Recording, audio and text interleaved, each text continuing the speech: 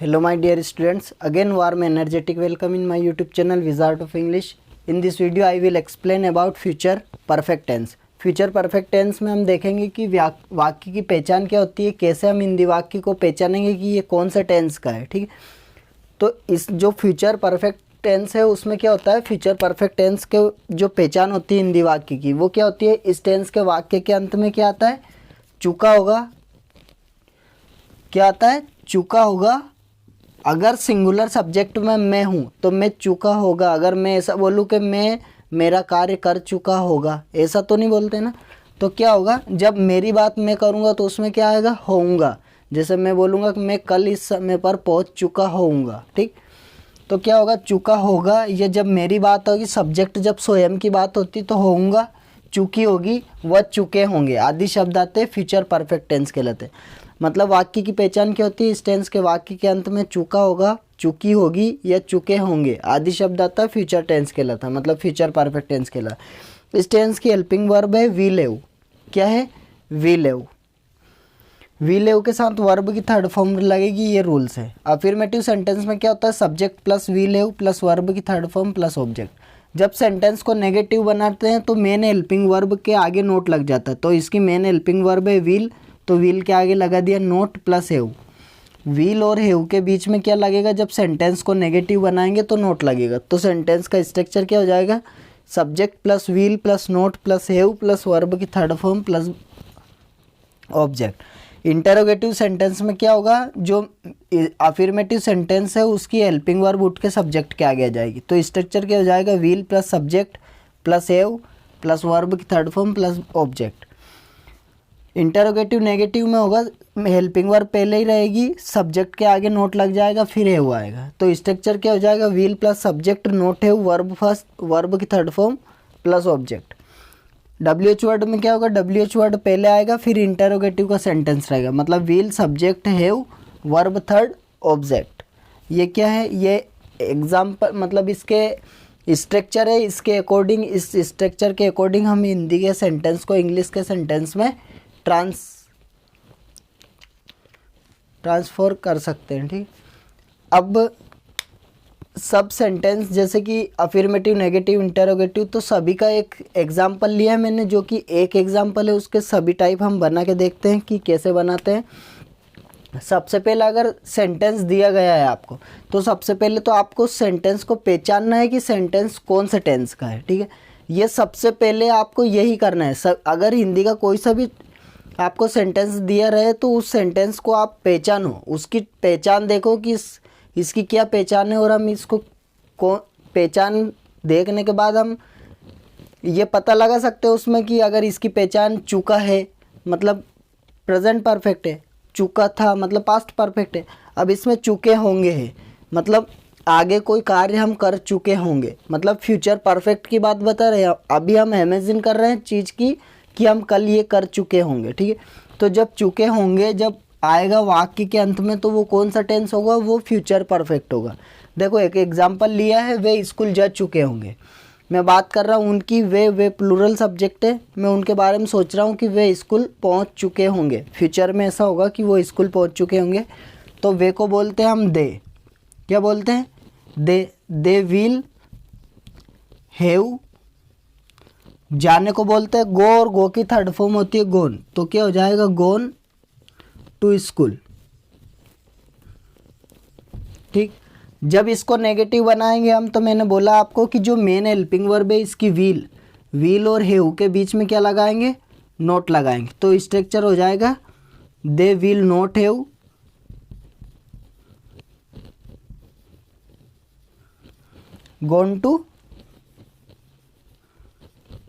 Gone to school.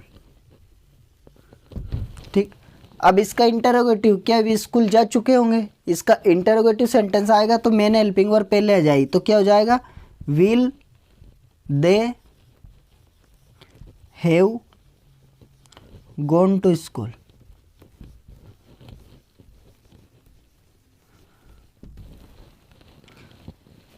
Fourth वाला sentence है interrogative negative, क्या वे स्कूल नहीं जा चुके होंगे। ठीक है, तो क्या वे स्कूल नहीं, मतलब इंटरोगेटिव भी है, प्रश्न भी पूछ रहा है और उसका नेगेटिव सेंस भी है। तो क्या हो जाएगा, will they not have gone to school. देखो ये वाला स्ट्रक्चर लगा उसमें, will plus subject plus not plus have plus verb third form plus object. Last का इंटरोगेटिव सेंटेंस ये WH का सेंटेंस है। इसमें देखो वे स्कूल कब जा चुके होंगे, ठीक है। कब की बात हो रही, कब को बोलते हैं वेहन, और वेहन है WH फैमिली का एक वर्ड है। तो वेहन के बाद सबसे पहले WH वर्ड आएगा, उसके बाद हेल्पिंग वर्ब आएगी। मतलब WH वर्ड के बाद इंटरोगेटिव का स्ट्रक्चर फॉलो होगा, आप ऐसा कह सकते हो, ठीक है। तो क्या हो जाएगा, when will they have gone to school.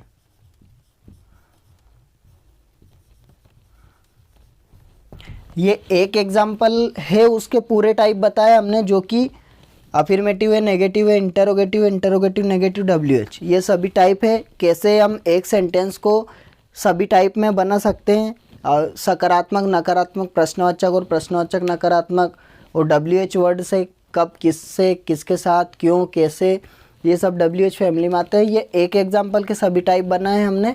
वो सभी टाइप हमने किसके अकॉर्डिंग बनाए, वो स्ट्रक्चर के अकॉर्डिंग बनाए। जस्ट सामने ही मैंने लिख दिए, जैसे ये अफर्मेटिव है तो वो है, नेगेटिव है तो ये, इंटरोगेटिव है तो ये, ऐसा आप देख सकते हो। और आप जितने आप एग्जाम्पल खुद से बना सकते हो, खुद से आप एग्जाम्पल बनाइए। अब ये समझने के बाद हम कुछ एग्जाम्पल देखेंगे, एग्जाम्पल की सहायता से और आपको क्रिस्टल क्लियर हो जाएगा फ्यूचर परफेक्ट टेंस। तो देखते हैं इसमें कुछ एग्जाम्पल करके देखते हैं अभी हम।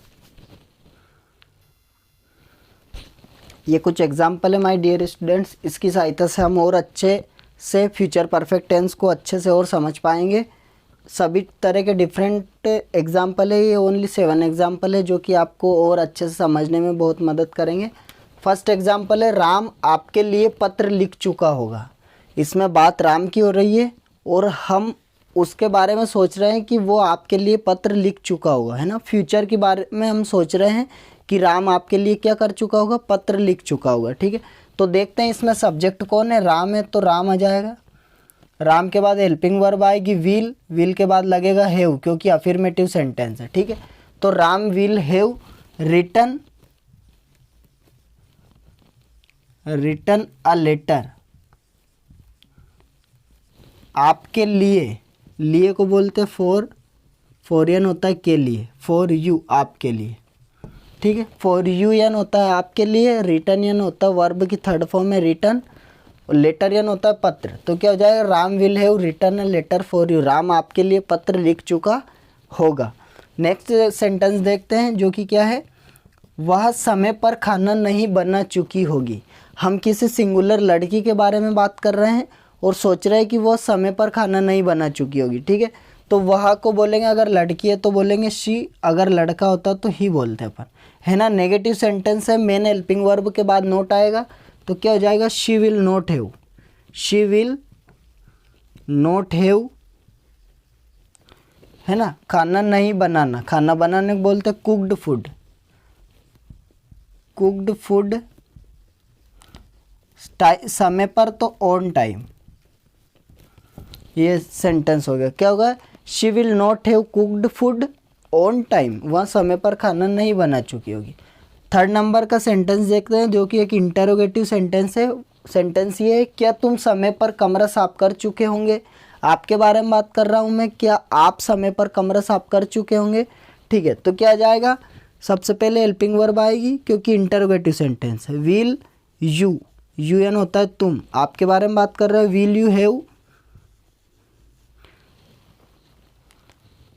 साफ करने को बोलते क्लीन, और इसकी वर्ब थर्ड है क्लीन्ड। रेगुलर फॉर्म में क्लीन के बाद ईडी लगेगा दोनों में, है ना। Will you have cleaned the room on time, question mark है क्योंकि इंटरोगेटिव सेंटेंस, ठीक है। नेक्स्ट नंबर का सेंटेंस देखते हैं हम, आपके आने से पहले मैं यह पुस्तक पढ़ चुका होगा, ठीक है। सब्जेक्ट तो मैं हूँ, किसी काम को कौन कर रहा हूँ, मैं, लेकिन मैं बता रहा हूँ कि मैंने जो काम किया है वो आपके आने से पहले किया है, ठीक है।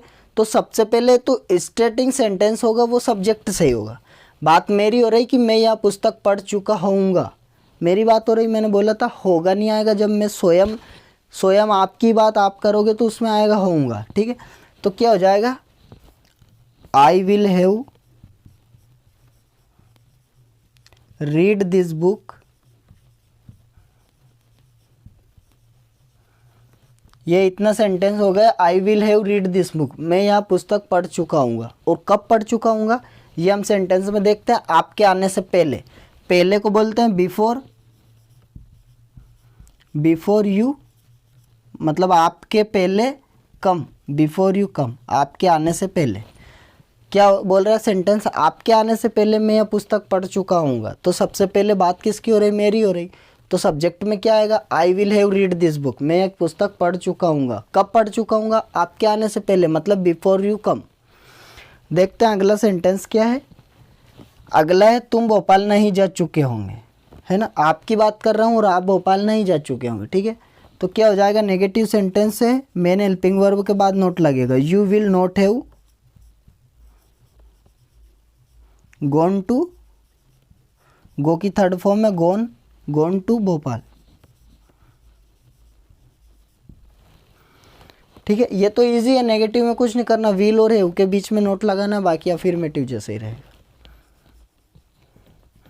नेक्स्ट एग्जाम्पल है, क्या हम अपना पार्ट याद नहीं कर चुके होंगे। इंटरोगेटिव नेगेटिव है, ठीक है। सबसे पहले हेल्पिंग वर्ब आएगी, नोट के बाद हैव आएगा सब्जेक्ट के बाद। तो क्या हो जाएगा, विल वी नॉट हैव, ये क्या होगा, will plus subject plus not have, है ना। अब वर्ब थर्ड आएगी, वर्ब थर्ड है याद करना, मतलब लर्नड, है ना। Will we not have learned over lesson, हमारा अपना या हमारा, कब आ रही बात, वी की आ रही, वी का ऑब्जेक्ट होता है ओवर, तो ओवर लेसन। सेंटेंस क्या होगा, will we not have learned over lesson, क्या हम अपना पार्ट याद नहीं कर चुके होंगे। नेक्स्ट है जो कि लास्ट सेंटेंस है ना, वो है श्याम कल इस समय गाना गा चुका होगा। शाम के बारे में बात हो रही है और बता रहे हैं कि कल इस समय गाना गा चुका होगा, ठीक है। तो क्या हो जाएगा, Sham will have sing a song, Shyam will have sing a song. अब आप ऐसा कर सकते हो टोमारो एट द टाइम या एट द टाइम टोमारो कर सकते हो, दोनों आपके सही है, जो भी आप करना चाहो,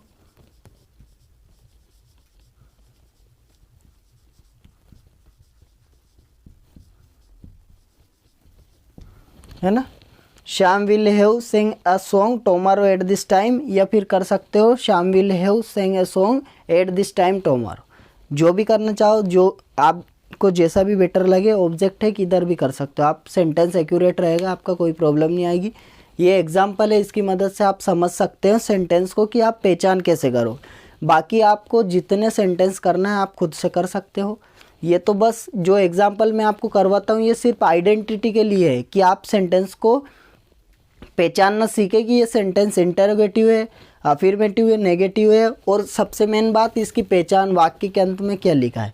इसीलिए मैं प्रत्येक लेक्चर में अगर मैंने आपको टेंस पढ़ाया तो प्रत्येक में आपको एग्जाम्पल ज़रूर पढ़ाता हूँ, ताकि आप उस चीज़ को समझें कि हेल्पिंग वर्ब अगर बार बार आप वीडियो देखोगे और मैं बार बार हेल्पिंग वर्ब लगाऊंगा, कौन सा सब्जेक्ट है ये भी बोलता हूँ, सिंगुलर है या प्लूरल है ये भी बोलता हूँ।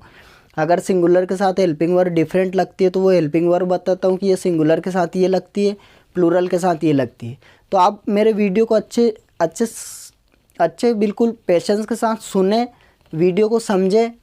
अगर आप वीडियो को स्किप नहीं करोगे और आप अच्छे से वीडियो देखोगे तो आई प्रॉमिस आप टेंस में आपको प्रॉब्लम नहीं आएगी, टेंस में आपका बिल्कुल प्रॉब्लम सोल्व हो जाएगी। अब जैसे कि पास्ट परफेक्ट हो गया, पास्ट परफेक्ट के बाद हम परफेक्ट कॉन्टिन्यूस टेंस पढ़ेंगे, उसके बाद डिफरेंट टेंस के जैसे प्रेजेंट और पास्ट फ्यूचर के तीनों के चार्ट प्रोवाइड करवाऊंगा। वो वीडियो आप अच्छे से देखना, बिल्कुल आपके टेंस बिल्कुल क्लियर क्रिस्टल हो जाएंगे। आप बिल्कुल रात में भी टेंस बता सकते हो अगर आप कोई पूछे आपको तो। बस कंडीशन ये है कि आपको पेशेंस के साथ वीडियो देखना है, वीडियो को स्किप नहीं करना है। ठीक है माय डियर स्टूडेंट, मिलते हैं फिर अगली वीडियो में।